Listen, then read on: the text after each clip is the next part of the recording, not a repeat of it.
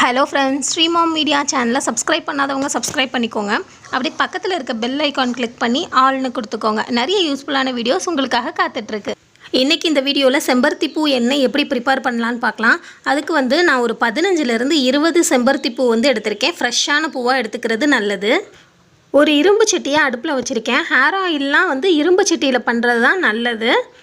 தேங்காய் எண்ணெய் சுத்தமான செக்கு தேங்காய் எண்ணெயாக எடுத்துக்கோங்க. அதில் பண்ணும்போது இன்னும் நல்ல பெனிஃபிட் இருக்கும் நம்மளுக்கு.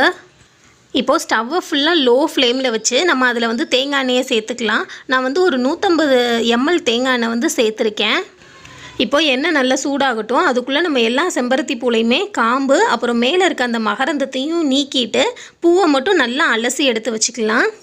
நம்மளோட ஹேருக்கு தேவையான எல்லா சத்துக்களுமே செம்பருத்தியில் இருக்குங்க. செம்பருத்தியில் நம்ம ஹேர் ஆயில் பண்ணலாம், ஹேர் மாஸ்க் பண்ணலாம். நான் ஏற்கனவே ஹேர் மாஸ்க் வீடியோ அப்லோட் பண்ணியிருக்கேன். ஐ பட்டனில் லிங்க் தரேன், உங்களுக்கு தேவைன்னா செக் பண்ணிக்கோங்க.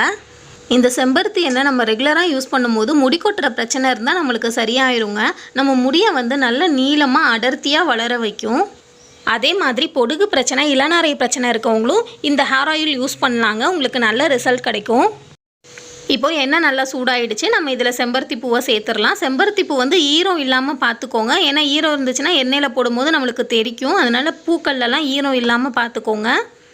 அடுப்பை ஃபுல்லாக லோ ஃப்ளேம்லேயே வச்சுக்கோங்க. ஹை ஃப்ளேமில் வச்சோன்னா சீக்கிரமாக தீஞ்சு போயிடும். அந்த பூவில் இருக்க சத்து எண்ணெயில் இறங்காது. அதனால் ஃபுல்லாகவே லோ ஃப்ளேமில் வச்சுக்கோங்க அடுப்பை. இதை லைட்டாக கலந்து விட்டுட்டே இருங்க. இந்த பூக்களோட நிறம்லாம் நல்லா கருப்பாக மாறணும். அது வரைக்கும் அடுப்புலையே இருக்கட்டும். லோ ஃப்ளேம்லேயே வச்சுக்கோங்க. இப்போ பார்த்திங்கன்னா பூவோட கலர் நல்லா மாறிடுச்சு. இந்த டைமில் நான் கொஞ்சமாக வெந்தயம் சேர்த்துக்கிறேன். வெந்தயம் உங்களுக்கு வேணும்னா சேர்த்துக்கோங்க, இல்லைனா தேவையில்லை. ஏன்னா வெந்தயம் சேர்க்கும் போது இன்னும் குளிர்ச்சிங்க. ஏற்கனவே செம்பருத்தி பூ குளிர்ச்சி தான், இன்னும் வெந்தயம் சேர்க்கும் போது ரொம்ப குளிர்ச்சியாகும். அதனால் உங்களுக்கு தேவைன்னா சேர்த்துக்கோங்க, இல்லைனா சேர்க்க தேவையில்லை.